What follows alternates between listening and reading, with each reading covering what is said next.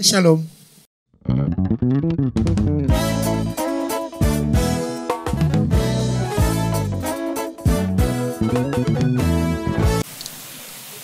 Notre Père l'apôtre, par rapport à la révélation qu'il a reçue du Seigneur, ou ce qui est de la prophétie du temps de la fin, il a subdivisé effectivement le monde en 3 zones prophétiques.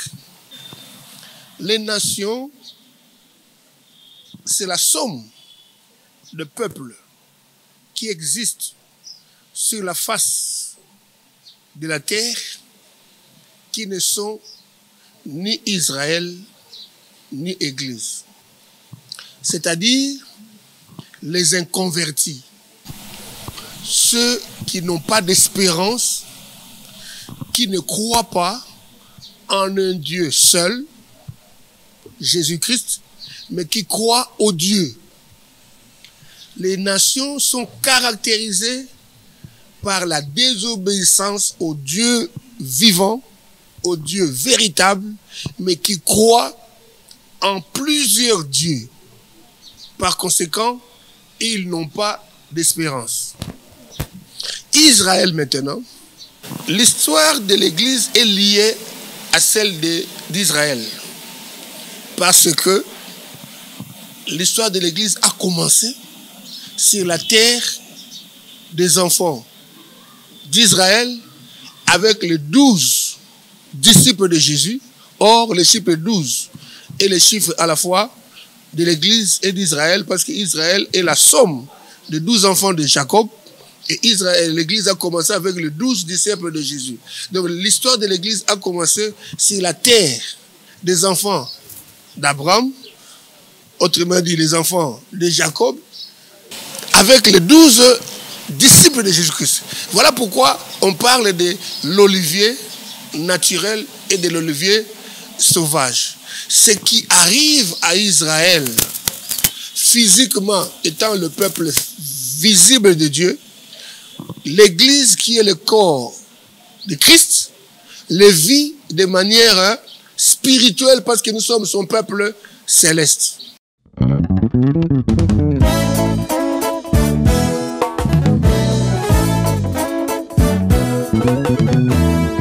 Tout est parti de la composition du monde qui est la somme des nations. À partir de ces nations, Dieu a choisi une qui soit sa propriété comme sa dîme, Israël. Alors maintenant, Jésus est venu pour sauver l'humanité. Il s'est fait un homme. Et il est venu dans la terre d'Israël pour le salut de l'humanité. Israël ne l'a pas accepté, Israël l'a rejeté. Il s'est tourné vers les nations afin que quiconque l'accepterait devienne son fils. C'est ça l'origine de l'Église. Selon qu'il est écrit dans Jean, étant venu chez les siens ne l'ont pas reçu. Mais à tous ceux qui l'ont reçu, il a donné le pouvoir de devenir enfants de Dieu. C'est ça l'Église. Maintenant, il existe un lien direct entre Israël et l'Église.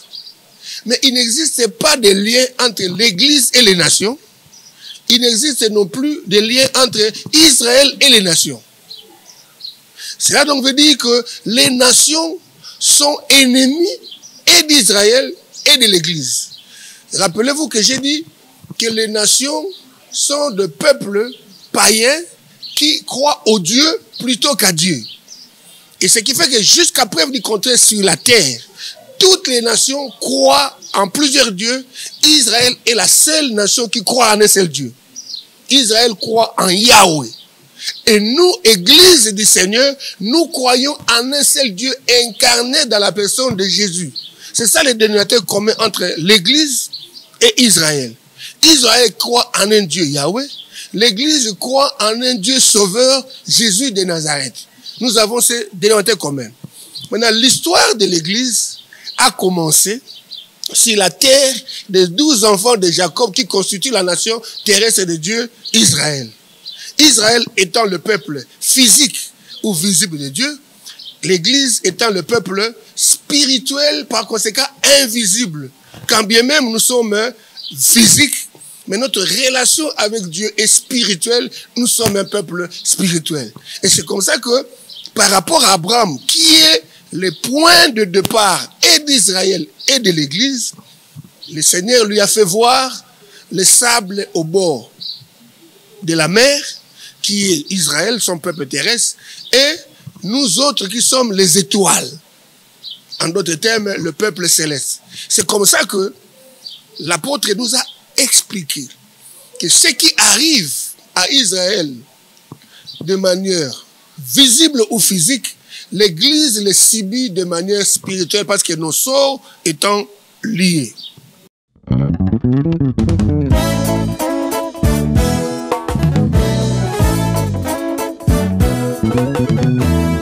Par rapport aux subdivisions prophétiques, Israël, le Père, l'apôtre, a bien expliqué qu'il a son temps prophétique. Et son temps a commencé de courir depuis sa sortie de l'Égypte et ira jusqu'au retour de Christ. Mais c'est le temps de l'Église qui a commencé avec la naissance de Christ, qui va s'arrêter à l'enlèvement. Maintenant, il y a des signes prophétiques qui indiquent l'heure à laquelle l'Église est parvenue sur terre. Pour nous aider à comprendre, Jésus a donné des repères. Donc on peut considérer les signes aussi comme étant des repères pouvant nous aider à connaître l'ère à laquelle nous sommes parvenus.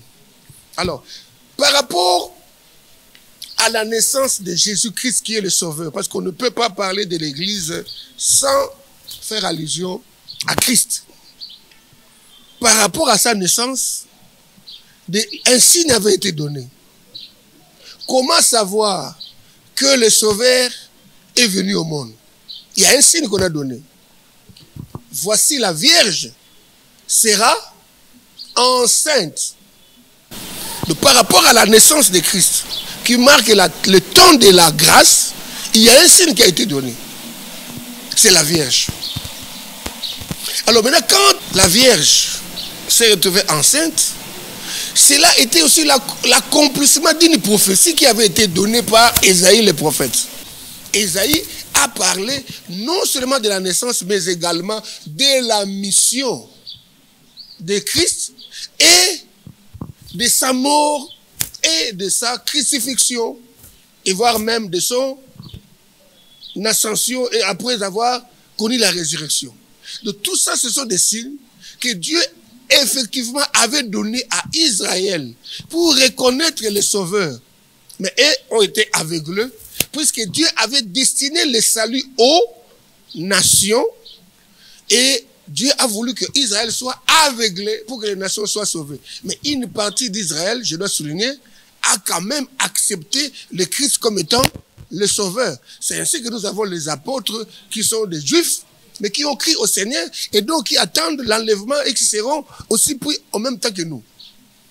Au regard des enseignements que l'apôtre a donnés, il y a des signes qui indiquent à l'Église le temps, son temps prophétique qui correspond à l'enlèvement, qui nous indique que nous nous approchons de la convocation, nous nous approchons de l'espérance chrétienne, nous nous approchons de la récompense qui est l'enlèvement, qui est aussi une manière pour nous d'être épargnés de la colère que le diable va dégager sur terre. Selon l'autre qui, malheur à vous terre, car le diable est descendu avec colère. Mais il n'est pas encore arrivé jusqu'à terre. Pourquoi? Parce que la parole de Dieu, il y a quelque chose qui les retient. Il s'agit du Saint-Esprit, parce que l'Église est encore sur terre. Mais il y a des signes que le Christ a donnés par rapport à l'Église. Notamment l'apostasie. Deuxièmement, il y a le faux prophète. Il y a aussi l'amour du plus grand nombre qui se refroidirait. Il y a aussi le fait que les gens vont se compromettre. Les gens vont se compromettre. Ils vont abandonner la foi authentique, la foi apostolique, pour une foi religieuse. L'apostasie étant l'abandon de la sainte doctrine. C'est ce que nous sommes en train aujourd'hui de vivre. Donc l'Église ne doit pas seulement avoir les yeux ouverts par rapport aux signes du temps, par rapport aux nations, mais nous devons aussi voir à l'interne ce qui se fait et qui contraste avec la vraie parole de Dieu, avec les vraies indications que Christ a données. Ne voyons-nous voir aujourd'hui que ce sont les prophètes qui sont un problème par rapport à l'Église aujourd'hui? Que ne voyons-nous pas aujourd'hui? L'écuménisme bat son plein. Les passés qui ne sont pas avertis étaient hier des catholiques, mais nous les voyons aujourd'hui s'habiller comme étant des catholiques. Ce qu'on appelle les habits sacerdotaux. C'est aussi un signe de compromission, un signe qui indique effectivement que les gens, malheureusement, sont en train de procéder d'une manière, mais qui indique effectivement que c'est la somnolence, c'est l'abandon de la foi authentique pour, n'est-ce pas, s'attacher aux œuvres mortes de la chair qui n'a rien à voir avec l'esprit.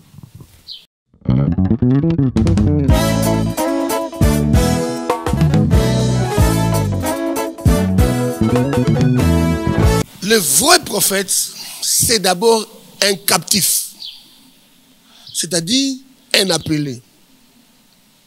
L'épître de Paul aux Romains déclare: comment entendront-ils s'il n'y a pas de prédicateur? Comment prêcheront-ils s'ils ne sont pas envoyés? Or, on ne peut avoir un envoyé que s'il y a un appel. Et celui qui est appelé doit avoir un message. Un vrai prophète de Dieu, on les reconnaît d'abord par un message qui est essentiellement prophétique. Le Père a dit, par rapport aux 5 ministères, chaque ministre est spécifique et a un discours différent de l'autre. Il a donné un exemple par rapport au gouvernement du monde. Le ministre de la Justice a un langage qui est différent de celui du ministre des Sports. Le ministre des Affaires étrangères a un langage qui est différent du ministre de l'Économie. Le ministre de l'Économie a un langage qui est différent du ministre du Développement rural ou de l'intégration régionale. Donc les prophètes, on les reconnaît d'abord par son discours. Il doit avoir un discours différent qui nous situe par rapport au temps, qui nous prévient.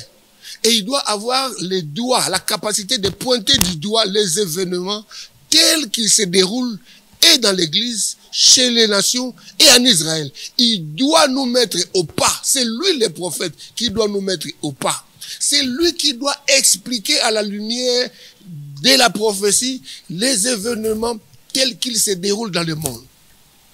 Aujourd'hui, si je donne l'exemple par rapport de l'Europe, la notion de souveraineté n'existe pratiquement plus en Europe. Pourquoi? Parce que les frontières n'existent plus. Nous assistons à l'Union européenne.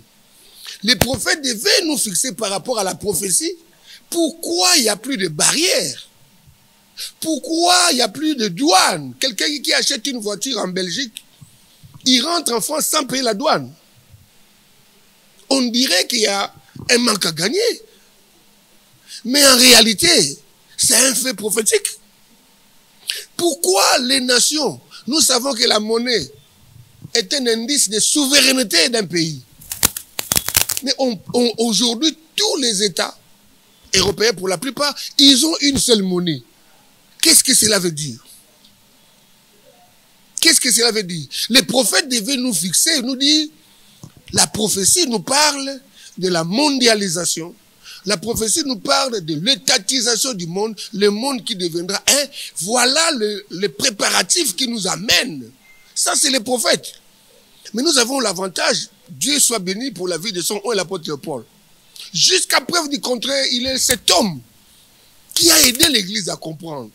Cet homme, quand il parlait de l'héros, les gens n'ont pas cru.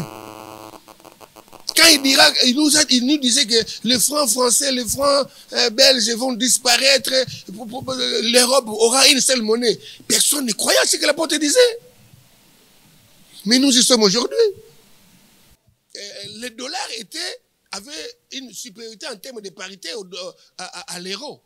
Mais l'apôtre nous a dit, l'euro va dépasser les dollars.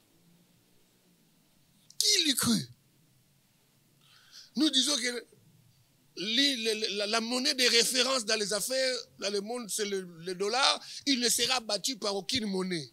Mais l'homme de Dieu, l'apôtre, nous a prévenu que l'euro aura plus de valeur que les dollars. Nous y sommes. Mais si nous avons des authentiques prophètes, ils ne seront pas là en train de nous annoncer des événements qui se déroulent dans nos maisons, dans nos vies. Ils nous situeraient par rapport au temps. Regardez ce qui se passe en Israël. Regardez ceci. Ça signifie César. Tel prophète a dit ça et c'est ce que nous vivons aujourd'hui.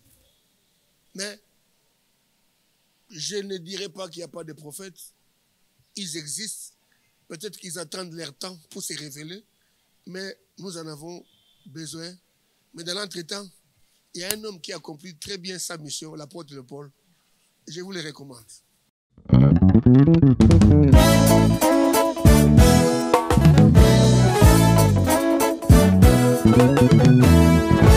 Le christianisme, c'est la mise en commun de croyances à une foi unique. C'est-à-dire, les religions s'accordent et mettent ensemble un document qui sera l'unique document de référence pour la foi. Et déjà, vous voyez que ça existe. Ce qui était impossible hier, l'est aujourd'hui. Vous voyez un imam chez les catholiques, un catholique chez les imams, chez les musulmans, un orthodoxe chez les presbytériens, ainsi de suite. Tout ça, c'est en prélude de ce qu'on appelle la mondialisation. Parce que dans la prophétie des nations, il y a aussi la mondialisation.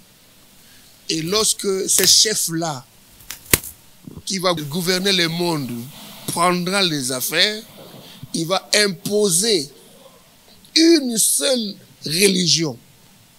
Il sera un chef politico-religieux. Or, si nous recourons à l'histoire, ça ne sera pas de nouveau. Ce qui a déjà été, et Dieu ramène toujours ce qui est passé. Et les gens connaissent le conflit de croisés qui opposait les empereurs et les papes. Ils se querellaient autour de quoi? C'était le pouvoir. Les papes voulaient nommer les empereurs et les empereurs voulaient à un moment donné nommer les papes, ce qui a conduit à une guerre. Et dans les jours à venir, par rapport à la prophétie des nations, nous assisterons à ce qu'on appelle l'étatisation du monde. Déjà, partout, on parle de Union africaine, Union européenne, les États-Unis d'Amérique, ainsi de suite. Tout ça, c'est la mise en place de ces pouvoirs-là, et cela a un rapport avec la prophétie des nations.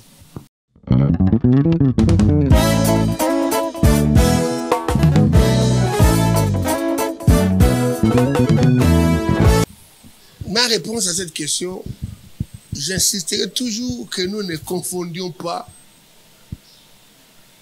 la fin du temps de la grâce à la fin, n'est-ce pas, du temps des nations. Les éléments que j'ai donnés là ont un rapport avec l'Église à l'interne. Maintenant, le devoir de l'Église aujourd'hui, c'est d'identifier les authentiques oins, les véritables ministres de Dieu, ceux-là qui ont le message de l'heure. En d'autres termes, ceux-là qui ont la révélation de Dieu la révélation de sa parole et qui ont la capacité surnaturelle en voyant ce qui se fait dans les nations, en Israël, pour fixer l'Église. Comment celle-ci doit se comporter? Il y a tellement de serviteurs. Mais nous avons l'obligation d'identifier les authentiques appelés. Ce sont ces authentiques appelés qui vont nous amener à l'époux. Qui vont nous montrer l'homme en qui nous avons cru sans l'avoir vu. C'est pourquoi il est important pour un pasteur d'avoir reçu l'appel par révélation, parce que celui-là vous présentera le Christ qu'il a vu le lors de son appel. Et je ne me réserverai en rien de présenter cet homme, l'apôtre Léopold, comme étant un authentique appelé de Dieu, comme étant un authentique dispensateur de la grâce, parce qu'il connaît la notion du temps, il a les yeux ouverts par rapport aux signes et il sait fixer l'Église par rapport au temps, c'est-à-dire nous préparer à l'enlèvement afin que nous échappions aux manœuvres de l'ennemi qui attend le monde très bientôt.